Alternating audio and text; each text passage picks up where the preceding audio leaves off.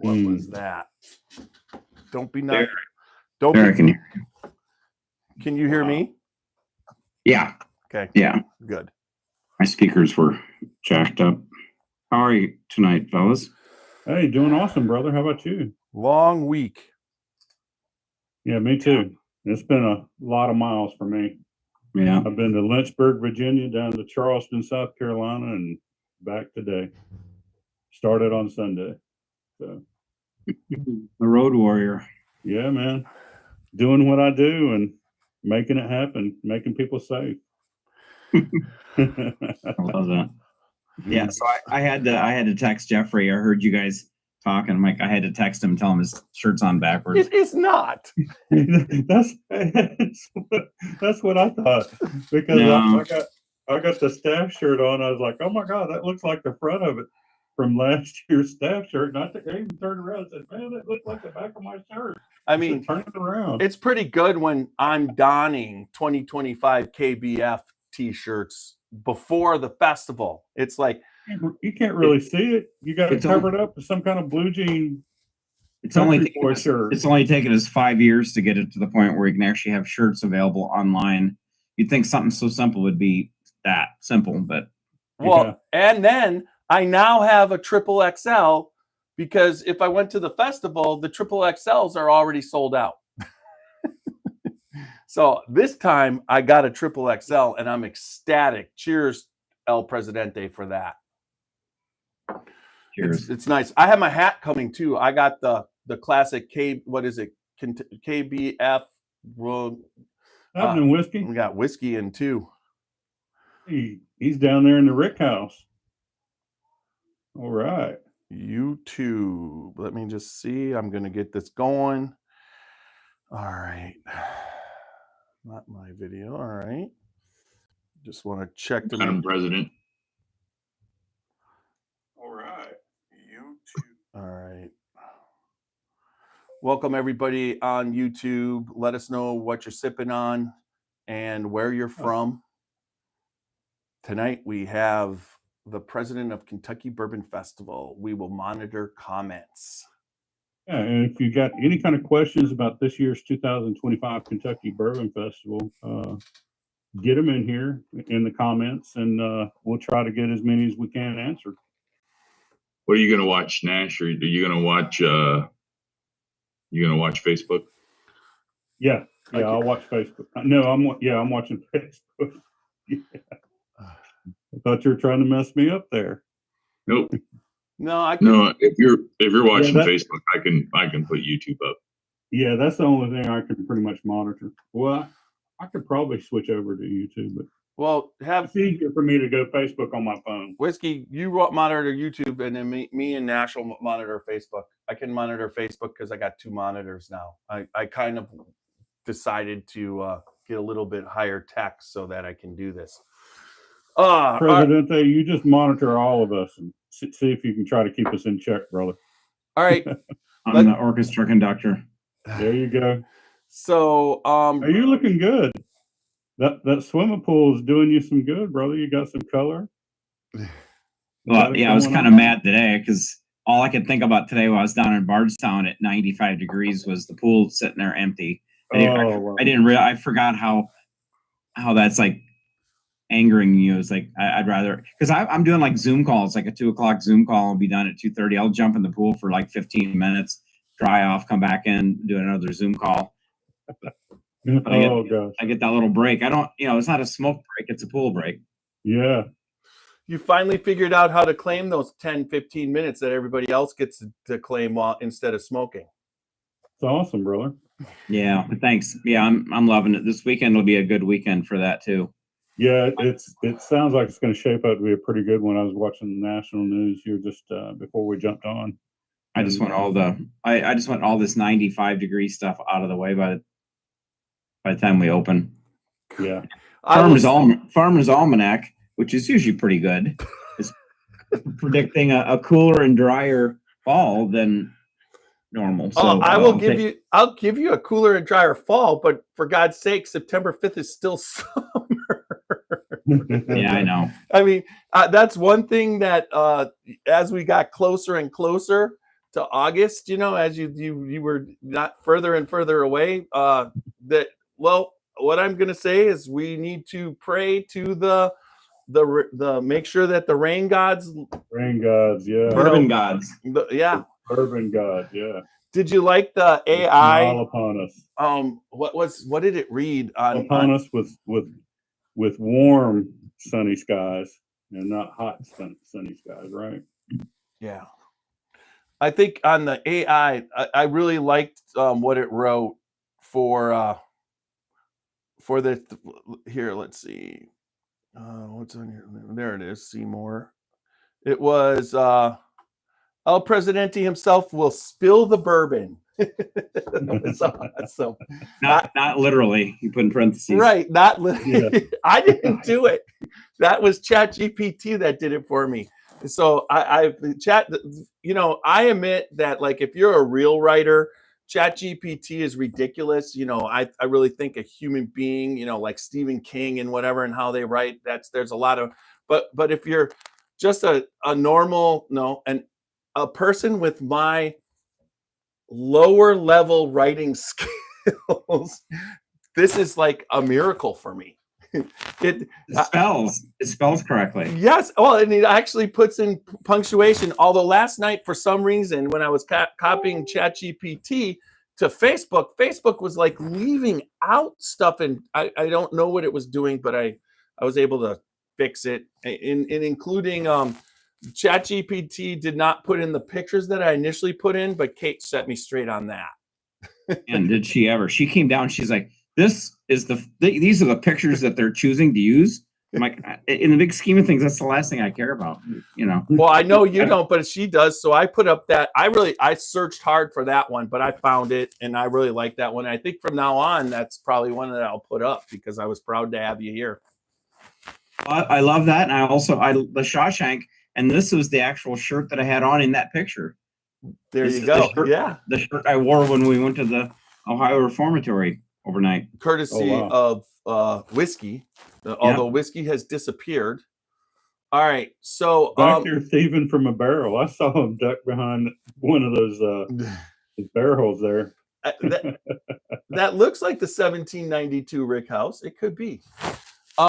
Let's see. All right, let's get this baby rolling. As usual, there is a brief. This is going to be for our sponsor, Whiskey Thief. So you guys won't hear it, but then we'll go right into the theme song and get this podcast rolling. All right, everybody.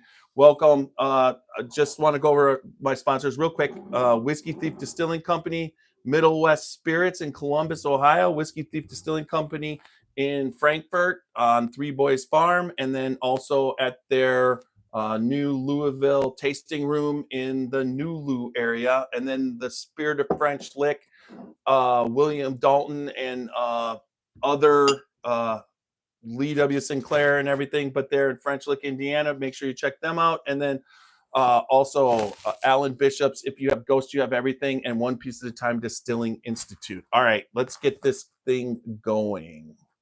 Right.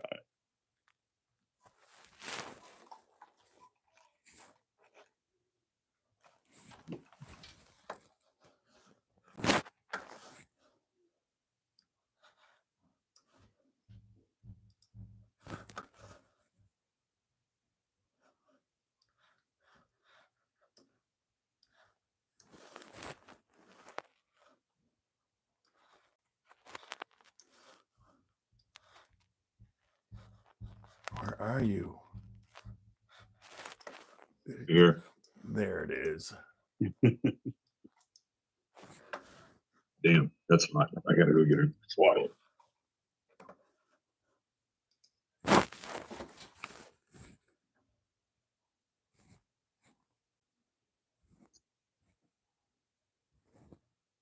Got the rustling in their microphone. Not me.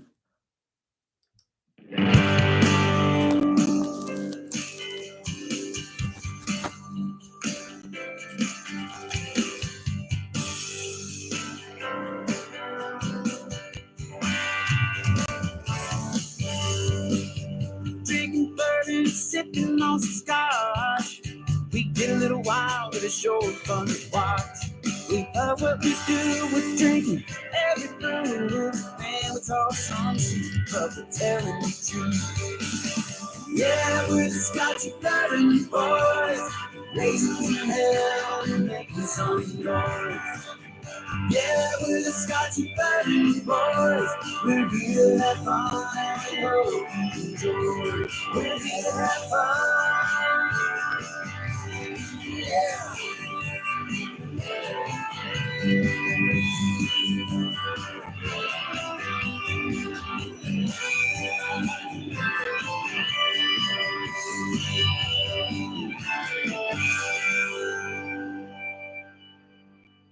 All right. Welcome back to another podcast of the Scotchy Bourbon Boys.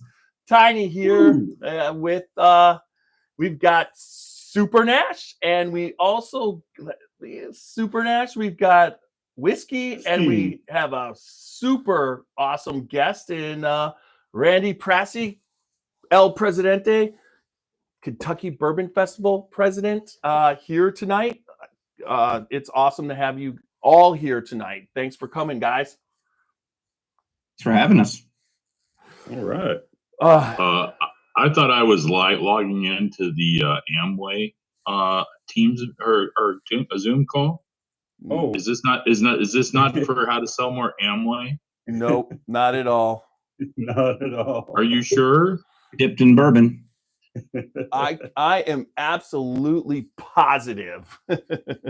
I don't, unless you're in some sort of craft distillery Ponzi scheme. Might be. Yeah. This is Amway into bourbon. Well, Tiny, first of all, that new counter, that bar, and I know you did all the work yourself, and you're very proud of that, but it looks very cool. I like that.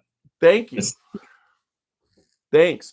Yeah, that was above my, I think you motivated me to do that because you're always doing those projects, and that's kind of like right above it was a little bit above my skill level, but I at one point I realized I wasn't going to get any help, and if it was going to get done, I had to do it. Let's admit, honestly, English is above your skill level. Well, that's what we were talking about. ChatGPT fixes all that. Well, I couldn't have built my fence around the pool without Tiny showing up on a Sunday morning at Lowe's and helping me haul all my lumber, the stuff that wouldn't fit in my station wagon. So thank you, Tiny. That fence is dedicated to you. Thank you. You left and it was 98 degrees that day, and I about died of multiple heart attacks. I kept telling Kate, every 15 minutes, look out the kitchen window just to make sure I'm not like laying dead in the grass. Oh my God. I had a constant flow of Gatorade and water from the boys coming out, so everybody got me through it. That was a hellacious day. Oh, I bet so. But that was in the middle of the summer heat too. And I swear, every year I'm never going to do another demolition and heavy project. Last year I did the deck, and this year I did like the whole fence for the pool and the whole new deck, everything leading up to the pool. So hopefully now, knock on wood, I won't have any more projects to do next summer. Always plan those right at the beginning of spring. You know, right when the snow melts off and all that. That's when you plan those projects. But I didn't make the decision to get a pool until Memorial Day weekend. Okay. And then I had to fence it in because of all the legal and insurance. And 2 days after the pool was built, the fence was not quite done, but you could see I was in progress. And someone came out saying they're from the insurance company with the camera and they just wanted to update the files for of our homeowners. I'm like, great. Now they know the pool is there. But yeah. It's all good. Those insurance people suck. Oh my gosh! Yeah. Exactly. I never trust one, especially executives. I know a couple of them. Yeah. Well, I'd say you can't trust one as far as you can throw them, but most of them are overweight, kind of have bad attitude. So you can only throw them a couple feet. So there is some trust there. My theory is, when you get to know them, take them out for a few bourbons and drinks and all, and treat them to a good dinner. And then see where that gets you. And then they might end up on camera here. Or on your couch. That's true. Cheers to Anyway, that. congratulations, Heine, on your renovated set that you have Yes. there. Yeah. Thank you. And Right. the people on YouTube really have been liking the double screen right there, and so that worked out nice. There's a lot of stuff I worked through. I actually took a YouTube class, right?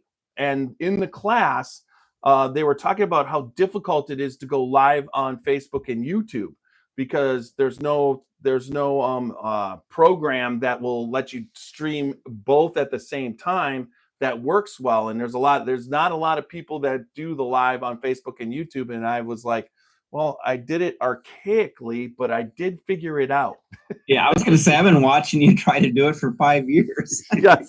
Yes, you have. I figured out a lot of different things, that's for sure. But I think as it's gone and gotten bigger, we've, look at Super Nash's studio back there. I mean, man, I remember he didn't go live because he had to run his internet cable underneath his house.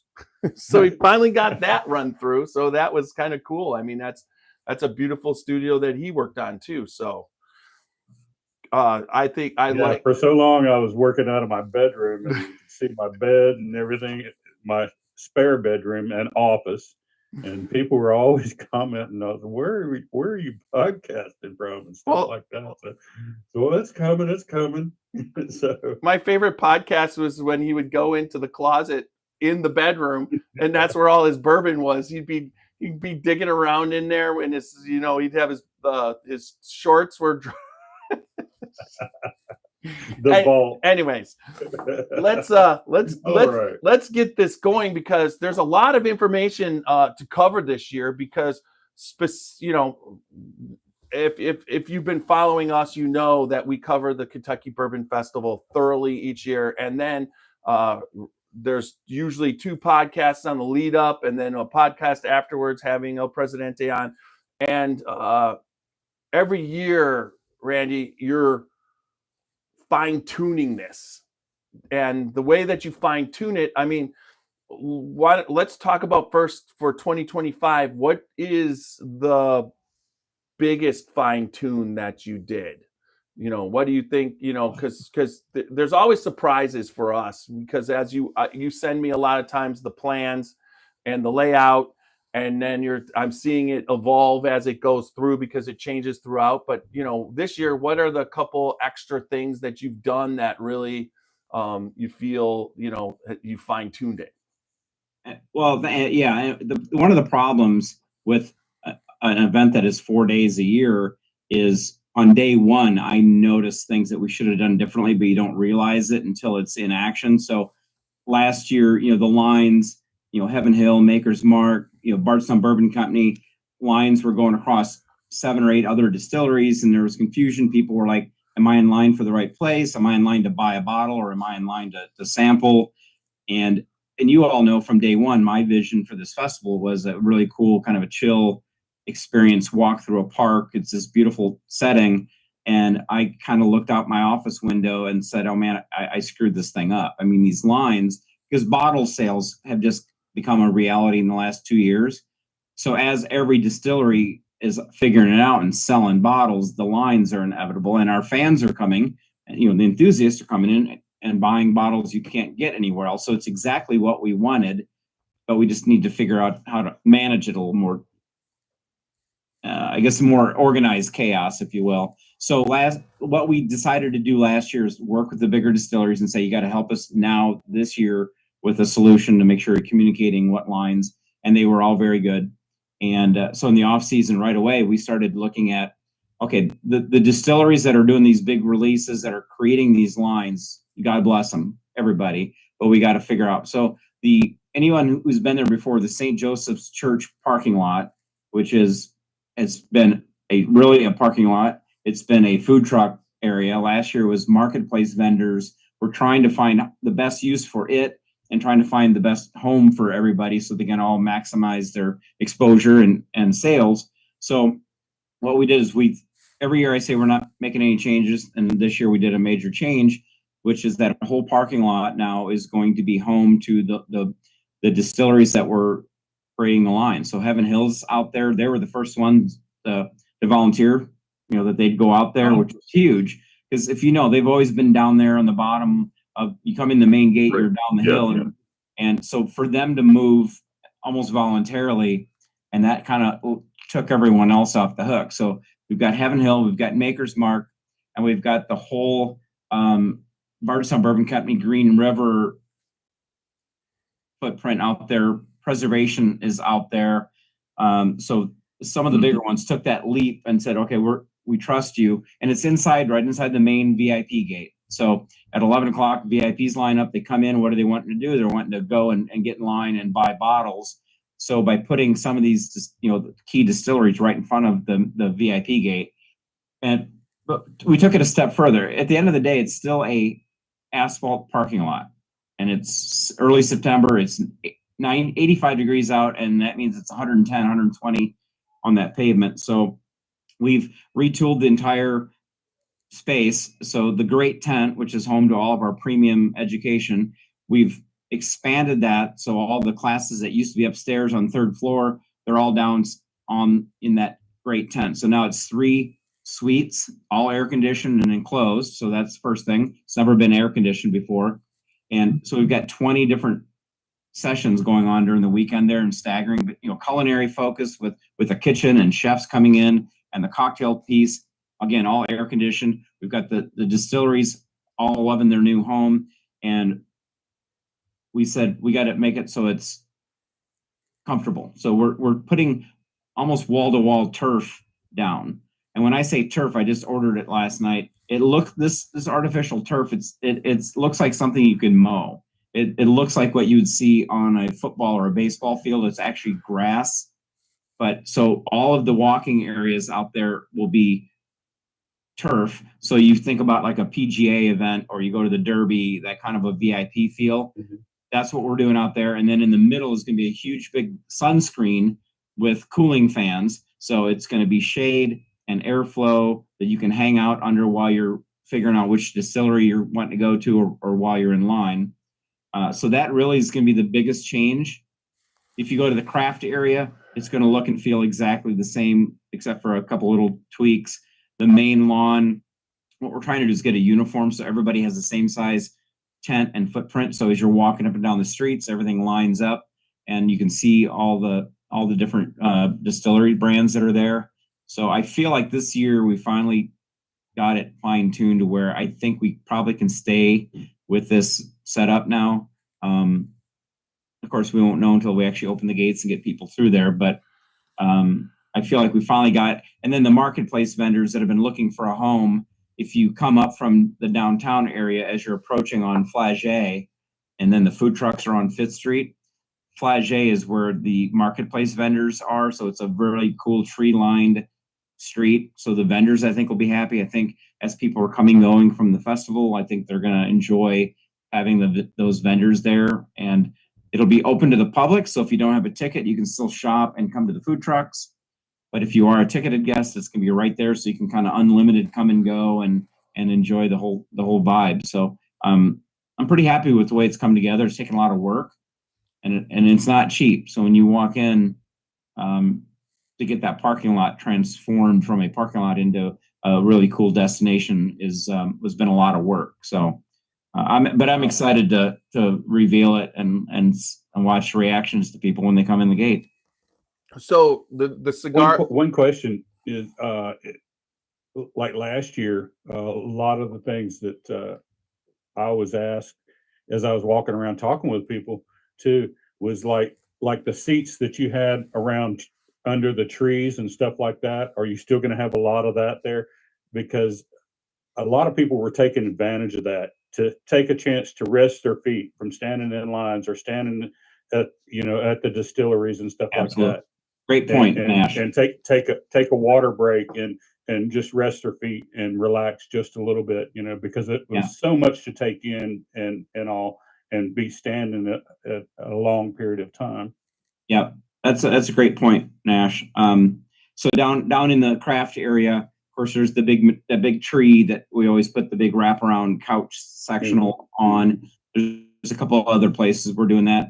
And probably the biggest change down there is the bourbon bar that used to be up right by the main gate when you came in. Mm-hmm. We put that down in the craft area. So when you come in, there'll be a couple of distilleries. The main bar will be underneath that big tree, and then the VIP venue will be that whole big parking lot. And the main stage will be in the same spot. So we tried to add. It's a cool area that people want to be at, regardless. It's a cool shaded area. That's where we put the chairs out in front of the main stage so people can hang out. The same band will be back. They only play together once a year. So it's like a super group that we pull together, and they practice, a little bit, and then they go live our weekend, and they kind of go back into their own little gigs on the side. So, but yeah, the seating and the shade area. This year though, Angel's Envy is the featured distillery. When you walk in the main gate, Angel's Envy has this structure that it's only ever been used at NASCAR before. And actually Dale Earnhardt Jr., it's the structure that he commissioned for NASCAR races, and it wasn't being used, so I snagged it, and Angel's Envy is going to be in it. So it's a full glass enclosure with air conditioning and the whole thing. So that'll be cool. The double decker's back. David Mandel Whiskey House is doing the double decker. So on the first level will be your normal sampling, and then the chalet is the second story, and they're going to do some like upgrade and VIP programming up there. Beam's footprint is double what it's been in the past. So everybody's finally getting it. They're figuring out like the selling and how to bring their brand into the festival.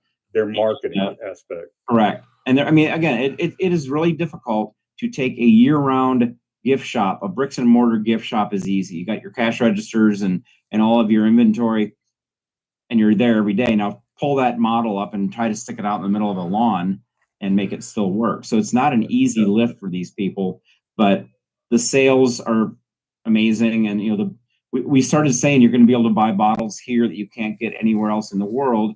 And the single barrel program that we started was really the thing that made that not a lie. You can only come to this festival and you're only going to buy the single barrels here, but now they're also doing other product releases and launches. So it's kind of fun to see that. You're not walking in and getting the same kind of stuff you can buy at your local bottle shop. And then obviously the direct to consumer option that is kind of rolling out quietly in the background is something new for us this year too. So can you give us a number on the number of Kentucky Bourbon Festival barrel picks that they're going to be able to purchase this year? Yeah, we did 34, and I think there were 29 or 30 individual distilleries, but there were a few that we decided to do two barrels with. So and Stacy, the whiskey godmother, is the one that is leads that charge and gets everything scheduled, and she's amazing.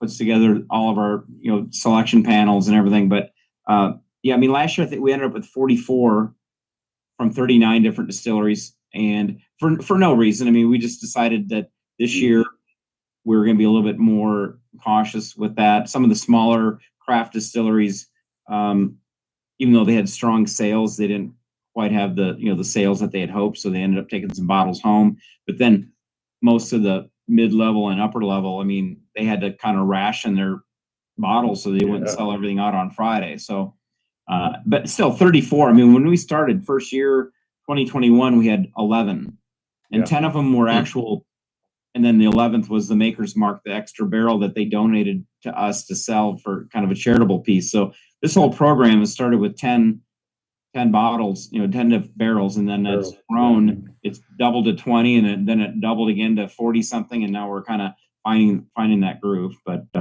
it's fun. Absolutely, and fun for the consumer and all the ones that attend the festival. They're the ones they're the ones that are coming home with the prizes. Well, and when we do the barrel selections, the conversation for every single one is it on profile with that brand, but is it an outlier that people will get excited about? But we take into consideration when you're buying it. It's hot out. So is this something that you're going to want more of a refreshing, or are you buying something that's going to be, enjoyed in December, January? And so, I mean, but every time we have these conversations while we're making the selection, it's always with the end user in mind. Like, are we going to drink this neat? There's always, that's got a great nose, but you don't buy the nose, you're buying it to drink it. But nosing is part of the sensory experience. So, but yeah, when you come to this festival and you're buying one of our Distillers Row products, and it's got the little tag on it. I don't know, the lighting is kind of goofy, but there you go. Just like every year we've got that's last year's, this is this year's. Yep.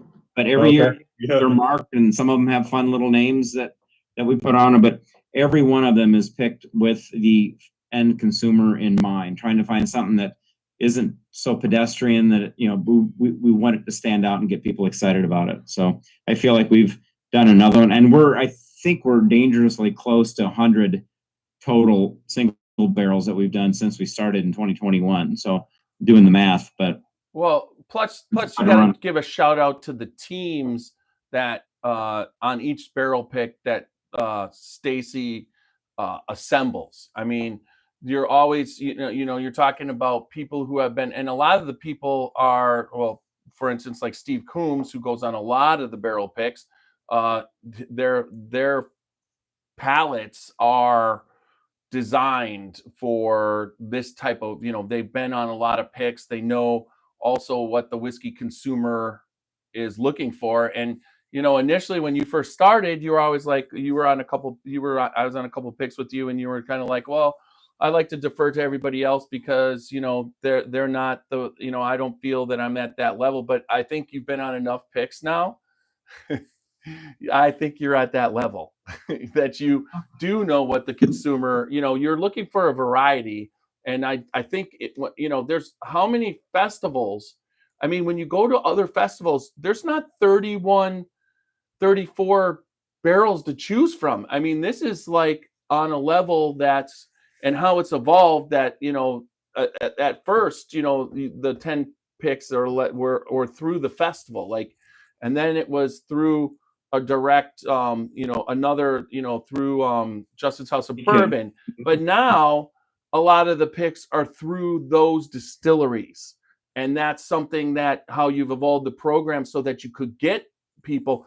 And another thing is, yes, there's 34 picks through the Kentucky Bourbon Festival as a partner, but there are other barrels that are released that the distillers can release that they pick specially for the festival. Yeah. So those are out there too.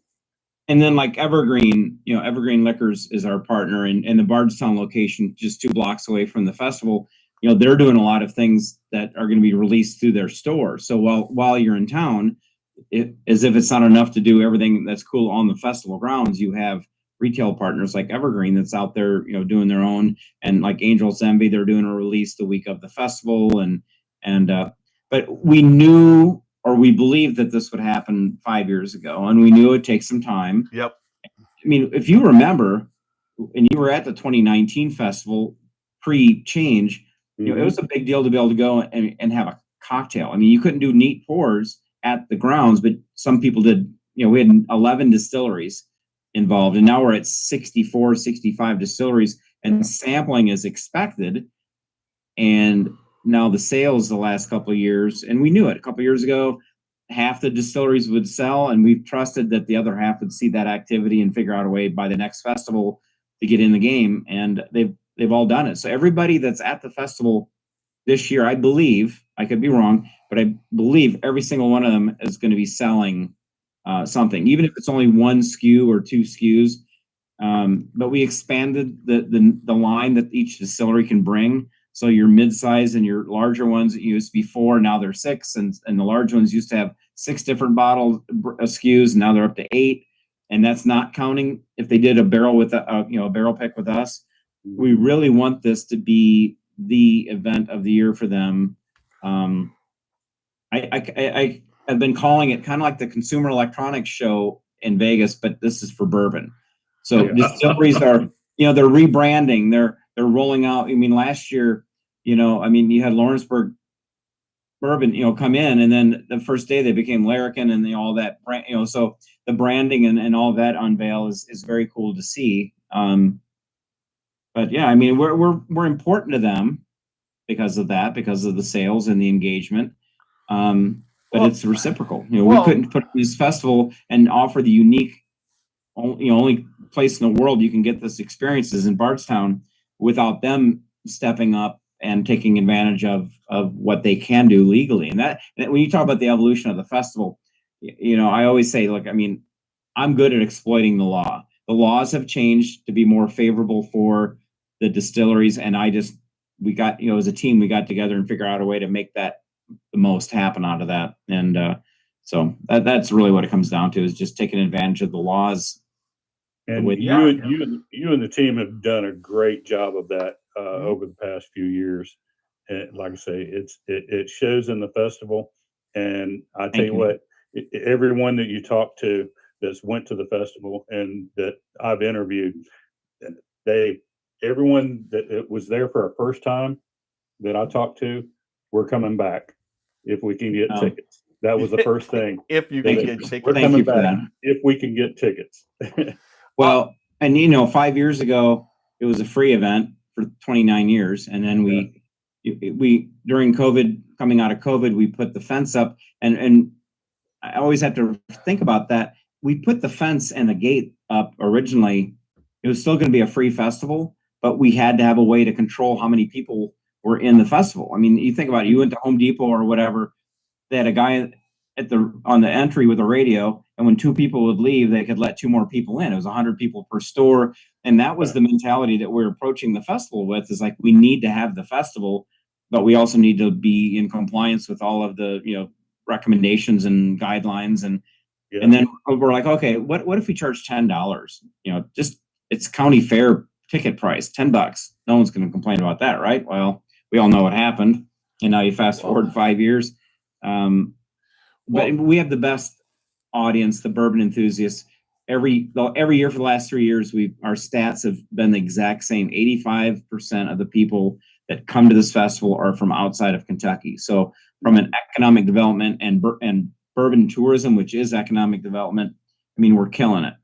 And then, the people that are in Kentucky, even in Bardstown, that are coming to the festival, they're there because they enjoy bourbon, not because they want to drink beer and dance to the main stage. I mean, we have music, but it's focused on the bourbon and the people who are making it, and that really has been our key all along. So, and thank you for always being there and supporting it, and shout outs and off air phone calls and supporting and it means a lot. I mean, we are a very small little group of people that put this thing on, and again, the biggest frustration is when the festival ends, we've got 361 days to live with our mistakes and try to make them better for the next time. But I think we really nailed it on a lot of levels this year. So it'll be a lot tighter, but we knew going into it'd be a 5-year transformation, and this is year 5. But next year, 35th anniversary, we just announced the dates. Yep. I've already started, like, I still have to put on 2025, but I'm already having conversations with potential sponsors, and they're coming to the festival this year to get kind of get a walkthrough, because they want to support us going forward. So it just never ends. I mean, the 2026 file already has a lot of stuff in it, and things that we wanted to do this year that we had to have a deadline and say, okay, that's a great idea, put it in the 26 file, and we're already announcing. There you go. Next year. Yep, there it is. Now, we question. We had a board meeting in July, and we discussed, and we've never been shy about it. Bourbon and Beyond is a music festival in Louisville, and it happens in September. And we've always been very cautious to not end up on the same weekend, not because we compete for ticket holders. We compete for fence rentals and hotel rooms and golf carts and forklifts and all the things, generators and everything, tents that we need to put up. So we've been very careful to avoid them. And they come out with their dates for 10 years. So we know what they're going to be, so we can make some pivots and come out early with promotions. So September 10th, right there. September 10th through the 13th, Bourbon in the Air is that Thursday night. We're actually kind of adding, instead of a 3-day festival with an opener, we're actually now going to treat that Thursday night as a legitimate, like one of our program evenings, and kind of retool that a little bit to get it up to speed. But so for next year, it'll be a 4-day or 3.5 day, let's call it, festival. But yeah, we're excited about that already. I just want to step back just 1 second to, you were talking about how many percentage of people come from out of Kentucky to the festival, but also let's talk about international people. There's maybe 5 to 7% of international people that come from overseas that are coming to this festival too. Right. Because I've met and interviewed a lot of them over the last couple of years. Yeah. And, this is not just a United States festival now. This is actually an internationally watched event. Well, and it's growing, but it's still small. But I mean, last year we had Japan, and we always have Canadian. A lot Australia. from UK, Australia, New Zealand. Yep. And the cool thing, last year we had one distillery partner that we put like a little chip on their bottle. So when people bought the bottles, they scanned the chip and logged in where they bought it and then where they ended. And now we've got a map with like the little push pin type thing where we can see where that one distillery's bottles went. Well, this year, every one of our single barrels that have that little tag, they're embedded with an RFID. So all 34 distilleries, their hang tags, when you buy it, you have an app that you scan and you log in that you bought this bottle. If you bought 10 bottles, you take possession of all those bottles. And let's say, Nash, one of those bottles you give to El Presidente for Christmas. You give it to me, I log it in that I have it. Now you can track that history of that bottle.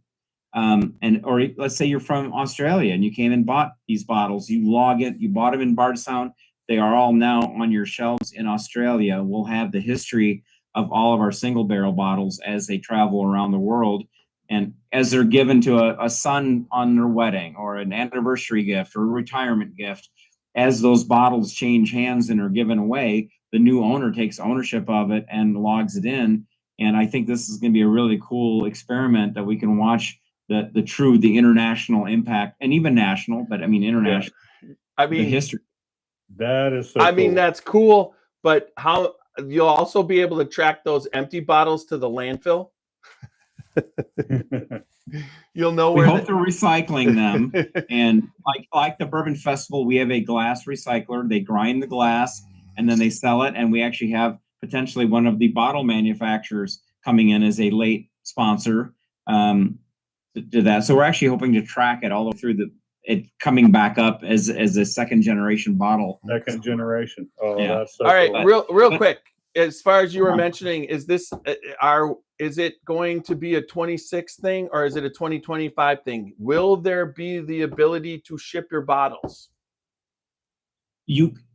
No. So legally, you can't buy 10 bottles and say, I don't want to try to figure out how to get them home, and I'm just going to go to a pack and ship place and ship them to your house. You cannot do that legally. Right. So what we're doing, and it's kind of a loosey-goosey third-party partnership, a locally owned company called Kentucky Bourbon Direct.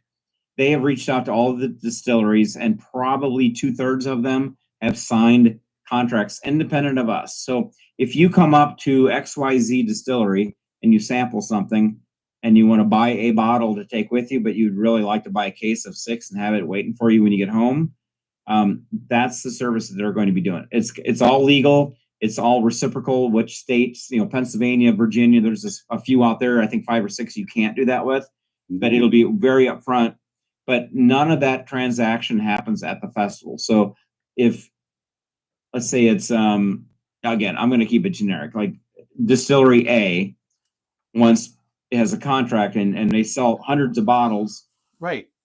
After the festival, that distillery will ship those bottles to DC to their warehouse, at which point they will bundle them and package them, and so long as it's legal. And they won't let you buy. If you're in a state that doesn't allow that, you're not going to be able to take advantage of it even there. Yeah. So you're not going to get the frustration of scanning a QR code and entering all your information and then finding out sad trombone, wah, wah, wah. You're not going to be able to get, so you'll know going into it and most people know if you live in a state that you can't do that, but so it's not going to be here's my bottles. I bought too many. I don't know how to get them home. Can you take care of them? That's not gonna happen. But the ability to buy directly from the distilleries and have it come to your house, that's what we're doing with them. Or we're allowing a company to come in and have that interaction. Technically, they're not a sponsor. There's no legal affiliation with us. It's just someone that we've opened up our venue for, and they're beta testing it this year. Perfect.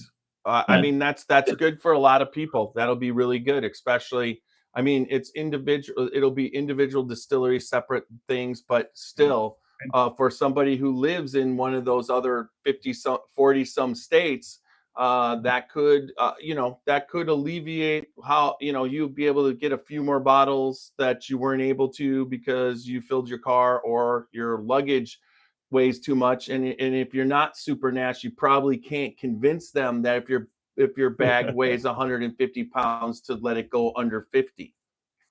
Yeah. Hey, Put your toe underneath the scales and push up. Yeah, I've done the report a few times. Oh my gosh. No, so I mean, it's something we're beta testing. I mean, so before people get really super crazy excited, I mean, it's new. It's kind of we're all rolling this out together, and but we're excited about it for the consumer and for the distillery. I mean, that really is what's going to be kind of cool. Again, something you can't do anywhere else in the world, and we're rolling that out for the first time. And hopefully, it'll be a little bit more organized and formal going forward. But this year, we all agree that okay, here's who's coming to the festival. You reach out to them independently of us. If a lot of distilleries have their own direct consumer contracts already, so not everyone's going to do it. This is fully voluntary, but most of the small and the mid-sized distilleries are giving this a serious look. If you're one of the larger ones, I mean, you've already got some, sales that you don't know what to do with. So, but we'll see. I've not seen the list of the distilleries that they're under contract with, so I'm curious to see how that's going to work out too. But again, all we're doing it for is so the distilleries can sell more bottles, and so the consumer that is our customer can get more. And it's going to be geo-fenced. So at midnight on Sunday, on closing day, if you haven't gotten your orders in, you're not going to be able to do it. So we're really trying to make sure it's something special for the Bourbon Festival, and then go from there. Okay. Well, Presidente, I got to throw this in here. There's a couple of people that wanted me to tell you that you got people coming from Germany. They're commenting on Facebook here that mentioned there's people coming in from Germany. I love that. Yeah. I'm of German descent, so hopefully they'll look me up, because I know exactly where my family home is, in Westphalia in Germany. I was born in Stuttgart, Germany. So Bad Meinberg. Awesome. My Volkswagens and Audis were all made in Stuttgart. So awesome. I was born in Stuttgart, Bad Cannstatt area. So come look us up. I hope when they come, they make their presence known, because we'd like to be able to. I'd like to shake their hand, and we'd like to have photos, and we've got a new main admission gate too, so it'll be hopefully highly photographed like the old one was that was just retired. Yeah. But I do hope sincerely that when our foreign dignitaries come in and check out the festival, I'd really love to meet them. Yeah, and want to give that a shout out to everybody that's watching and all, or if you know somebody that's coming in internationally, when you come in the gate, to let us know where you're coming from, and to let it be known so that we can welcome you to the festival. Well, and last year, if you told me that I had 100 guesses of the country that was probably one of the higher raising bourbon destinations, I would never have guessed, but it was Kenya.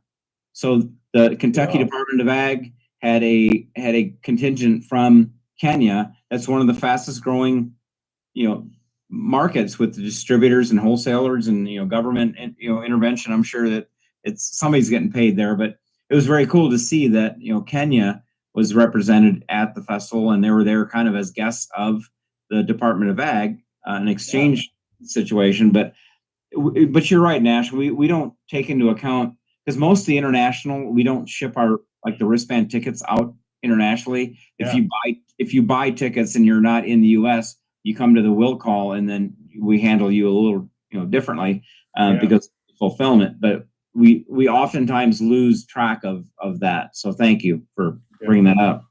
So last but least, or if you whiskey, you could do one more, but the cigar lounge this year. Last year you had that, and that I really feel that the cigar experience was fantastic. I know it's going to be different this year, but talk about it, what it's going to be like this year. Where do you have it? What's going to be there? That type of thing. I mean, cigars is an important part of the culture. It's like at, Churchill Downs or Keeneland.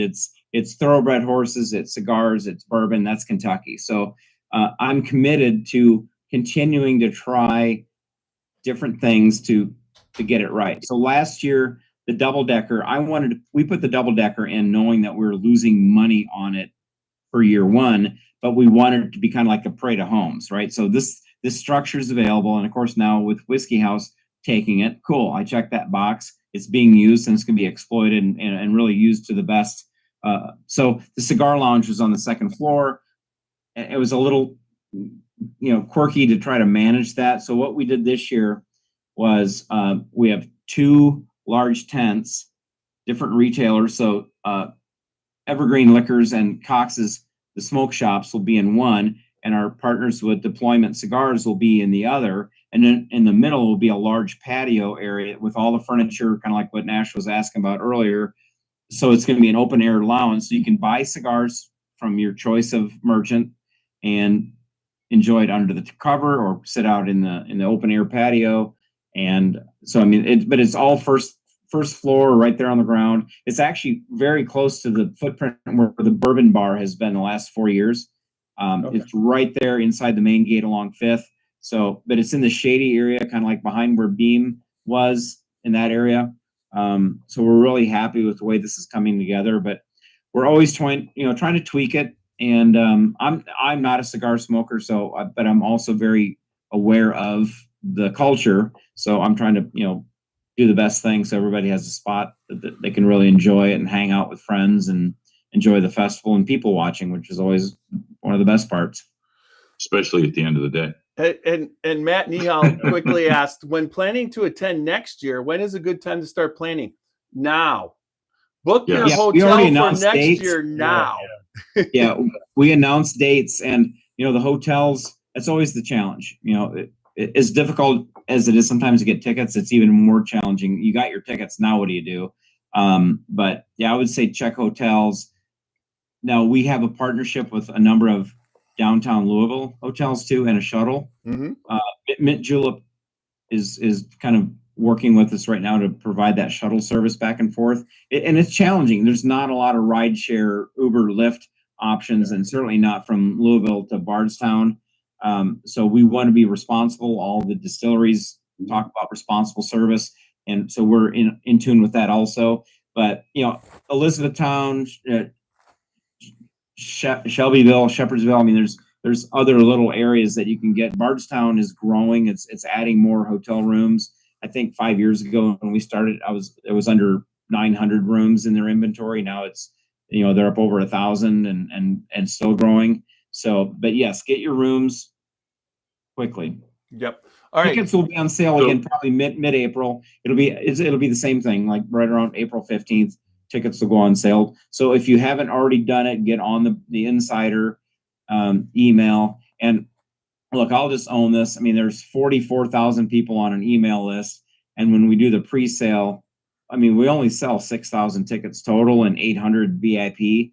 So it's just the reality. You got 40,000 people that have signed up over the years, and they all want to, so the funnel isn't big enough to handle everybody. And we're trying to figure that out, a more fair way to, manage the VIP. And there's technical glitches and stuff that 5 minutes before we go on sale and the insiders were assured that by the vendor that it's good, and then stuff goes haywire. And again, we've got a whole nother year to live with those mistakes and that, eye twitch that I develop. and because we don't want that. I mean, I don't get out of bed every morning to create a system that's not going to work. We want it to work and work flawlessly. So just everyone out there, if you had a problem this year, the technical glitches, we continue to work through it and look for the best partner possibly. And but yeah, September 10th through the 13th is next year's date. So, but a lot of hotels locally at least already kind of block those out, so people just don't accidentally stumble upon that weekend and take up their tickets and their rooms. So not only that, but also wait, also Nash, for all the give local, whiskey a chance. Homeowners, the Airbnbs, because there's a lot of local homeowners around the Bardstown area that offer Airbnbs that for the Kentucky Bourbon Festival. So give a shout out to them, and maybe you can pick up an Airbnb that better suit your needs. Whiskey, did you have something to say? Yes. Well, I do. I've kind of been saving them up because it's hard to get a word in edgewise. But see, I'm moderating. It's not you even are. So I'm a numbers guy, but I will say this to you, Randy. I got the email announcing next our 2026 dates, and 15 minutes after that email hit, I was on Airbnb.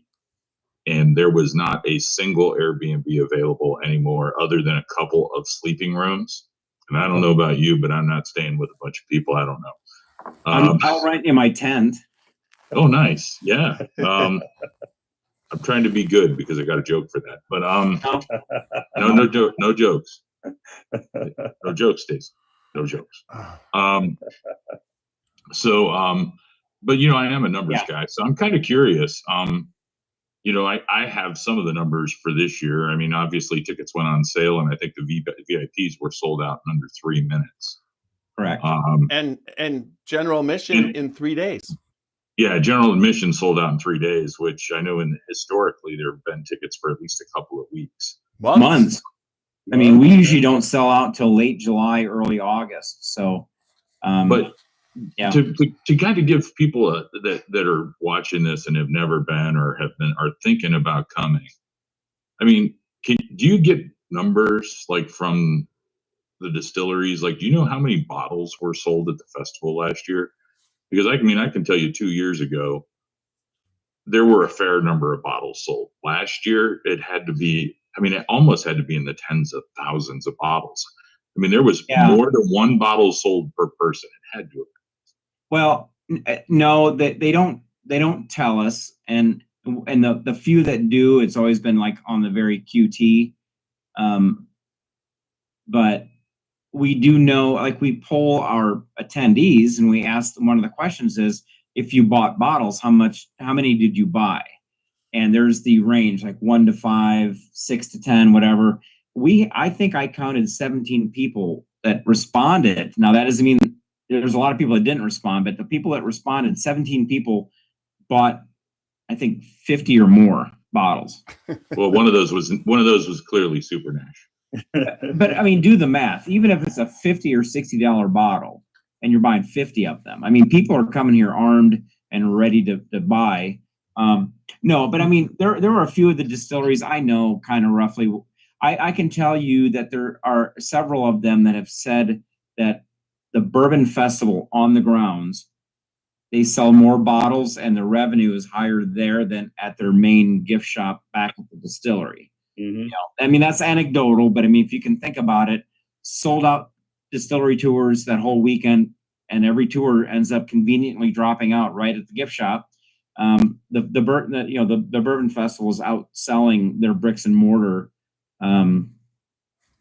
gift shop during that weekend. That blows me away. I mean, you think about it. That's a testament to what you're doing for this festival.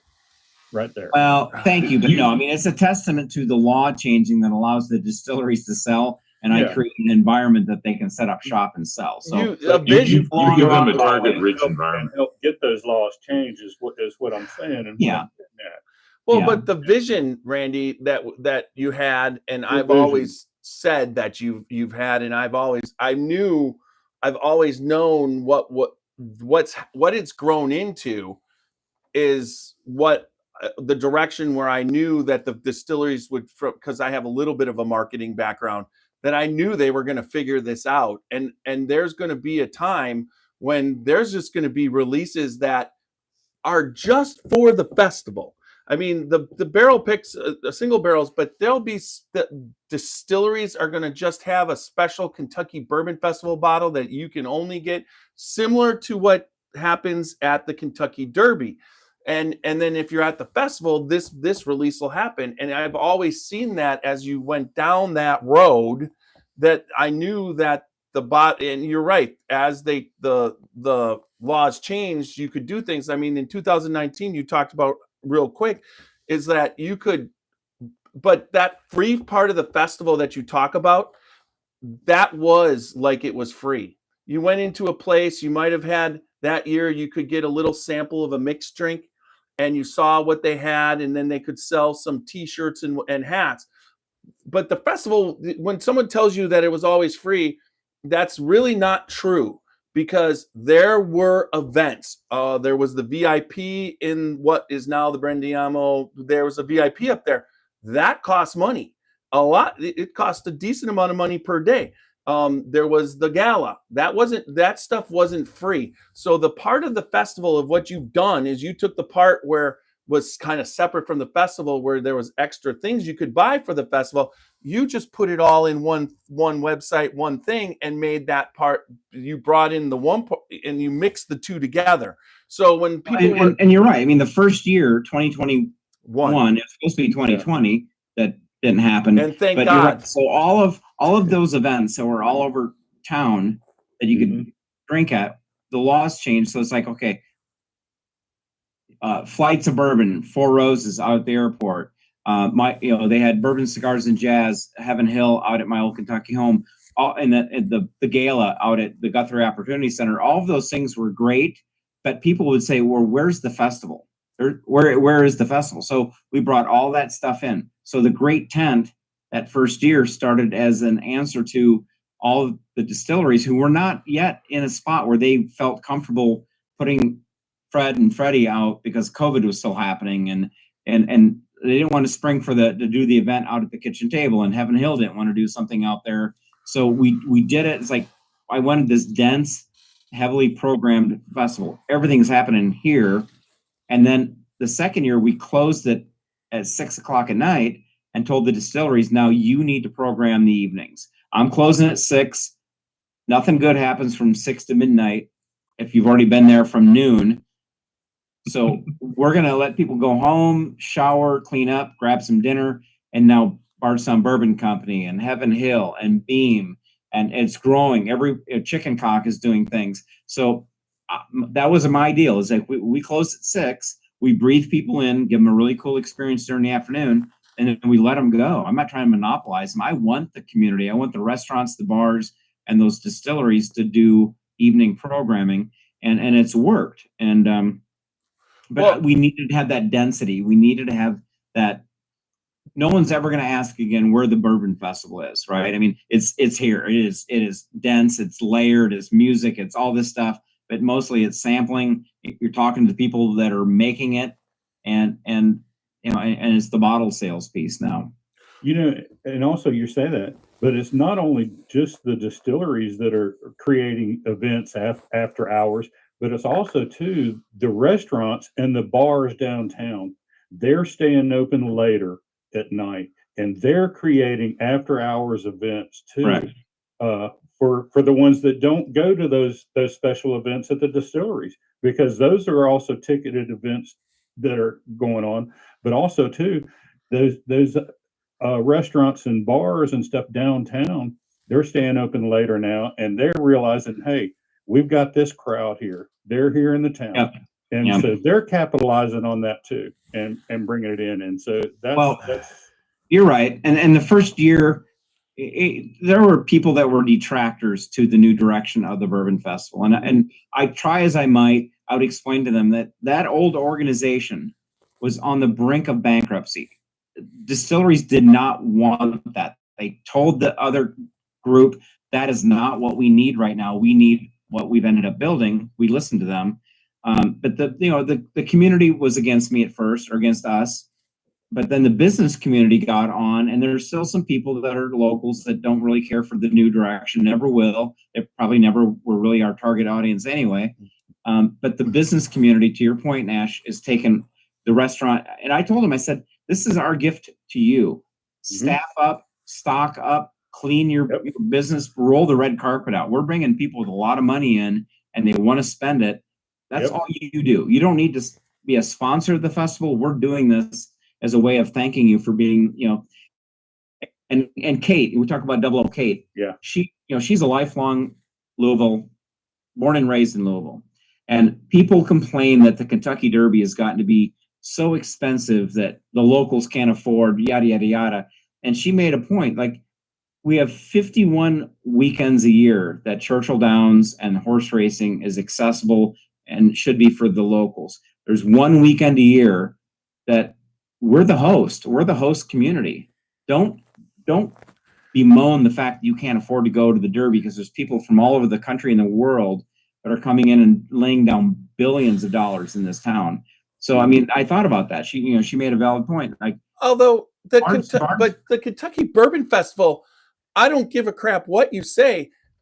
I don't care if you're poor and you like bourbon. You can afford the general admission tickets. It's affordable.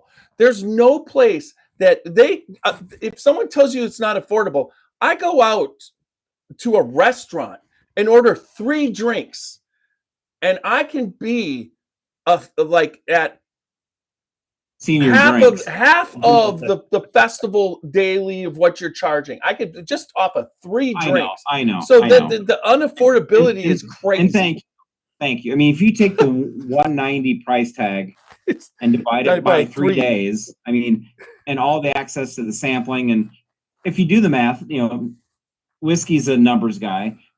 That was what the first year when we were $125. I said, I used to do a 4-hour beer festival that was $125. We're doing a 3-day whiskey festival for $125, and you divide it down. But you have a bar there where you can order any drink. Something distillery sampling. Bardstown is figuring out that maybe this festival isn't for every resident, but it's an opportunity to roll out the red carpet, spit shine, and really showcase your community to the world.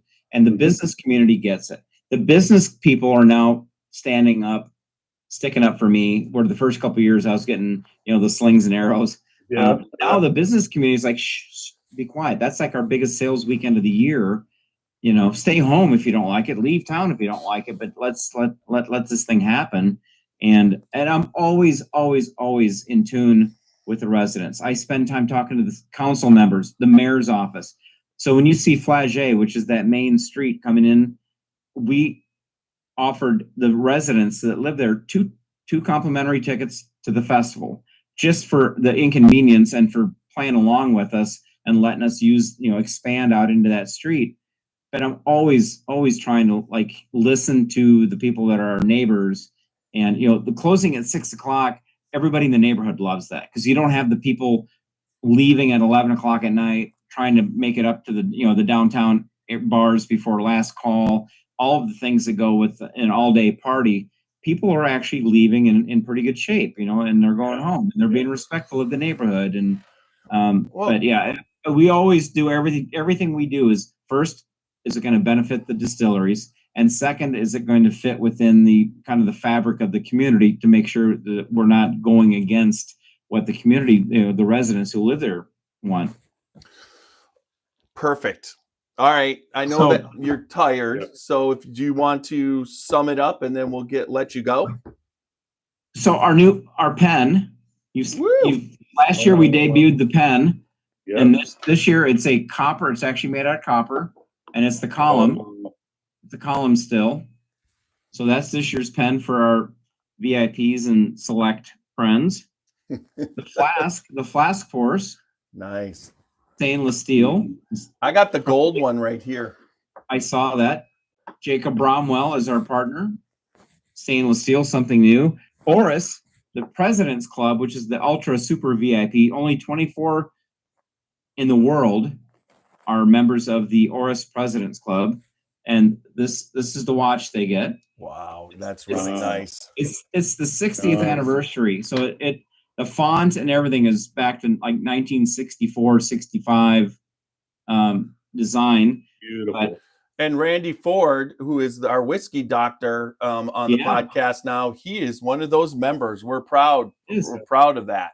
And he just joined us. I saw him a couple weeks ago. Potter Jane, Denny and Jane invited us out to their distillery, and we did a very, very cool, one-of-a-kind type of immersive barrel selection where we're tasting the White Dog, and we're going to work every year, through its maturity. But Randy Ford was along there, so if he's watching, shout out. It was good to see him.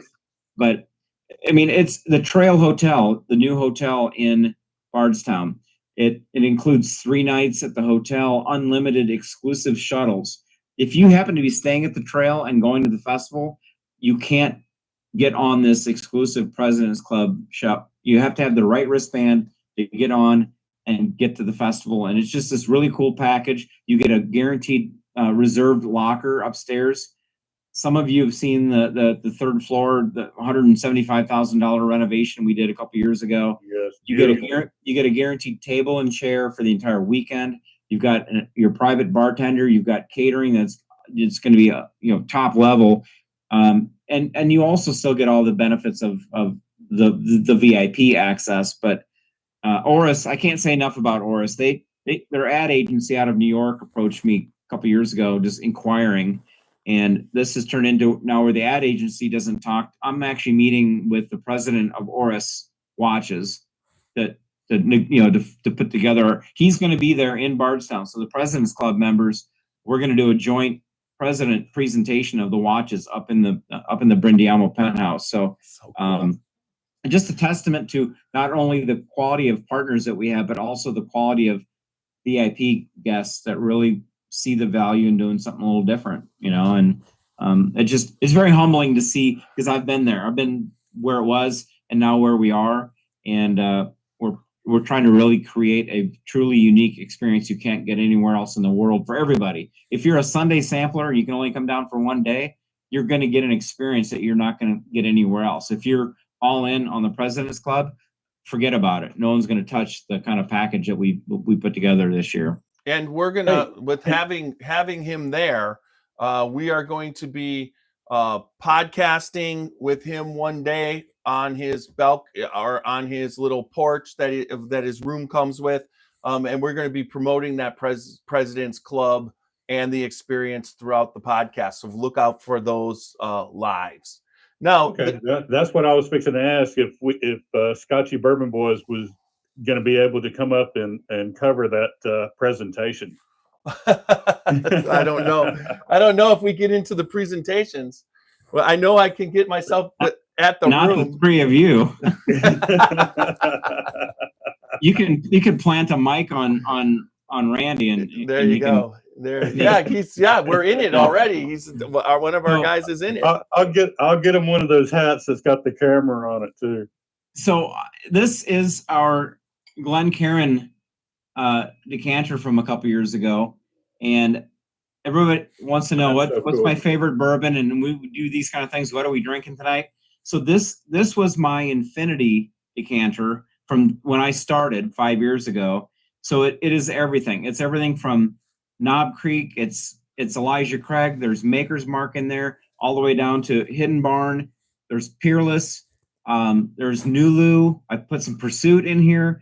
And so I've slowly been, when I come up to my little shelf and look for something unique, like tonight, I wanted to have something that's representative of all Kentucky. So that's what I'm cheers tonight is and it's a damn good Infinity decanter too. Well, let's do a cheers, and I'm going to put some in my decanter rocks glass from 2023, and I'm doing this. Thank you.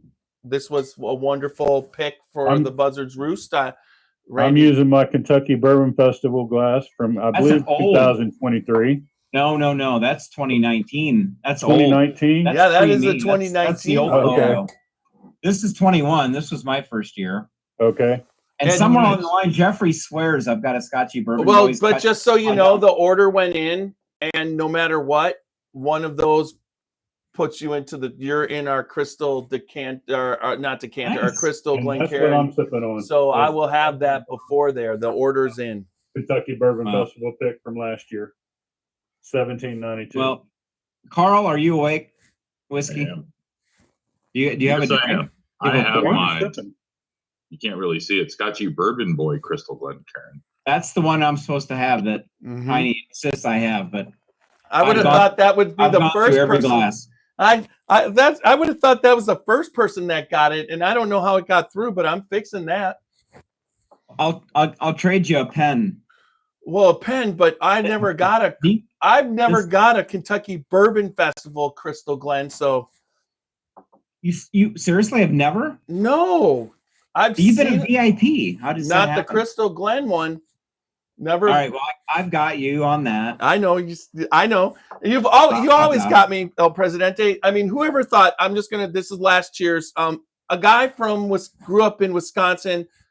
We're down home people, but you know what you've done with this festival. You've turned it into an national festival that's unlike any. It's right up. It's right up there, in my opinion, with the Kentucky Derby, because you don't have a live action sporting event. You've got brands of bourbon that you share with the world. And the way that you've done this and you've evolved it in these 5 short years, it's just amazing. And the experience is unlike any other. When you walk away from this, you never feel like you didn't get enough. You walk away satisfied. You might want something or whatever, but what you walk out with, you can't be unhappy with. It's just always been and that's all you, Randy. You've made no. Your team, you and your team.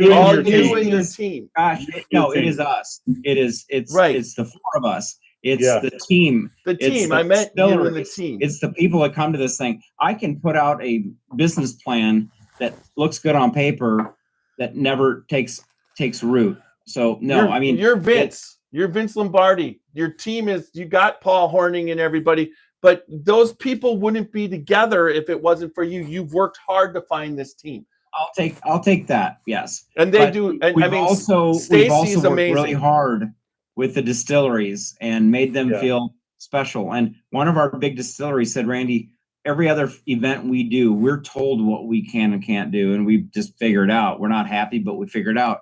And we actually spend time asking them, like, what would you do differently? What can we do to help? And very few festivals and events ask that question. So thank you. Yes.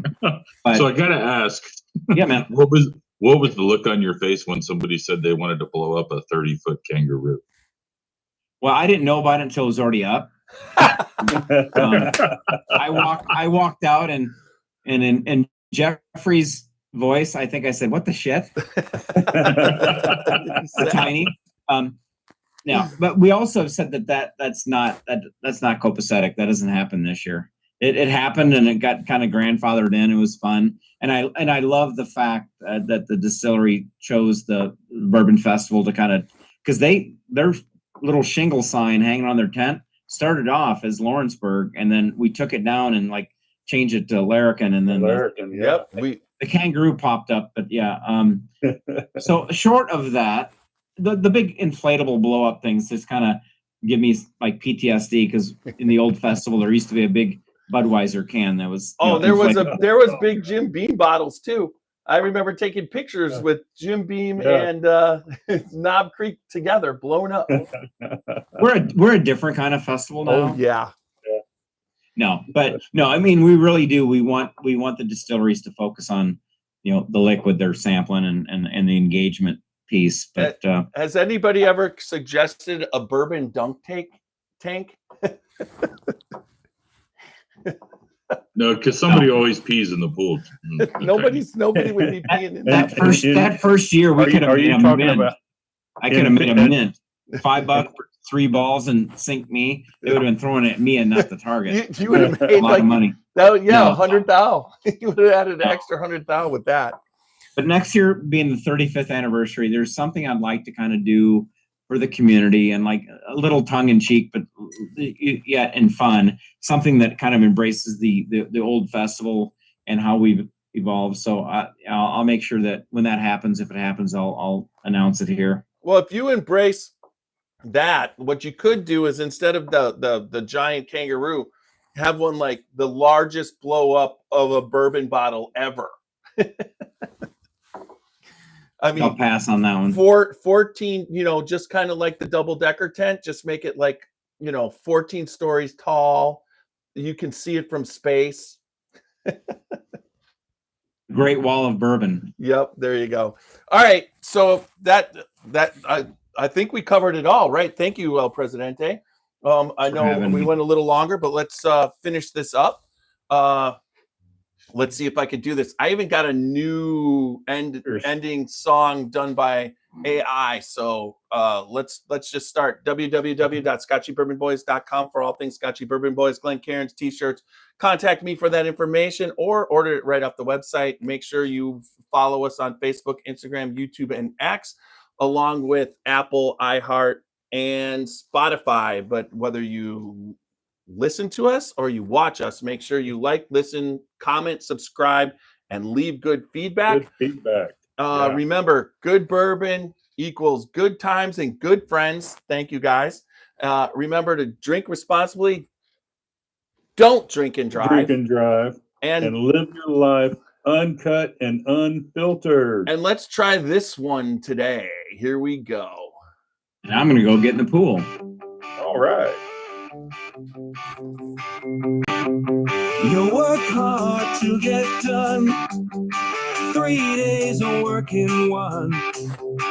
The day flew by and it's over. You're excited because